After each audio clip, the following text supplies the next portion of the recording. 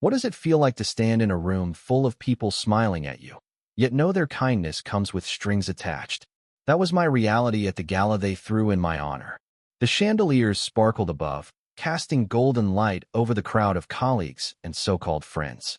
Their applause echoed as I stepped onto the stage, my name emblazoned on a banner behind me, celebrating Clara's breakthrough. I should have felt proud. I'd spent years in the lab, sacrificing sleep and sanity to develop a treatment that could save thousands of lives. But as I scanned the room, I saw their eyes glittering not with admiration, but expectation. They called it a celebration, but I knew better. This was their stage, not mine. I was 28, a biochemist who'd stumbled into a discovery bigger than myself. My team, or rather the company I worked for, had taken my work and spun it into their triumph. The party was their way of claiming credit while tossing me scraps of praise. I smiled through the speeches, nodded at their toasts, but inside, I was unraveling. Every clap felt like a demand, every compliment a reminder that they saw me as their tool, not their equal. When the CEO, Mr. Hargrove, pulled me aside to whisper about future obligations, my stomach churned. They didn't care about the lives my work would save, just the profits it would bring. Then came the moment that broke me. As I mingled, a senior colleague, Ellen, sipped her champagne and smirked. "Clara, you're so lucky we gave you this platform. Most would kill for it. Don't be ungrateful now." Ungrateful? The word burned. I'd poured my soul into this, and they dared call me ungrateful? I excused myself, slipping into the hallway, my heart pounding. Their laughter echoed behind me, carefree and cruel. That's when I decided I wasn't their pawn anymore. I had a plan, one they'd never see coming. Back in my apartment that night, I sat at my desk, the glow of my laptop illuminating the room. My discovery wasn't just a treatment, it was a revolution. I'd kept a crucial piece of it secret, a formula tweak that made it 10 times more effective. They didn't know. They thought they had it all.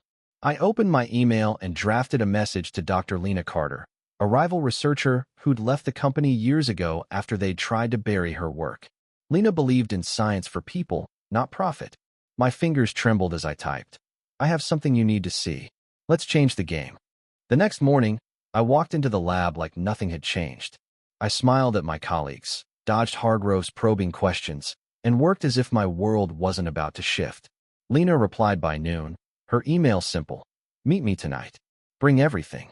I spent the day quietly copying files, my heart racing with every click. If they caught me, I'd lose everything: my job, my reputation, maybe even my freedom. But I couldn't stop. This wasn't just about me anymore. It was about the people who'd benefit from my work, the ones the company would overcharge or ignore. That night, under the cover of a rainy city, I met Lena in a small cafe. She was older now, her hair streaked with gray, but her eyes burned with the same fire I felt. I handed her the drive with my data. "This is it," I said. "The full formula. No restrictions, no patents. We release it to the public." Lena's smile was fierce. "They'll come for us," she warned. I nodded. "Let them try." We spent weeks in secret, refining the formula and preparing to open source it. The company had no idea. They were too busy planning their next gala, their next chance to parade me as their prodigy. When the day came, I stood in a different room, not a ballroom, but a community center packed with activists, doctors, and patients. Lena and I presented our work to the world, free for anyone to use. The internet exploded. My phone buzzed with furious messages from Hargrove, but I didn't care. The treatment was out there, saving lives without a price tag. They called me ungrateful, but I wasn't their puppet. I was Clara, the scientist who chose humanity over applause. As I walked away from that community center, rain soaking my coat, I felt lighter than I had in years.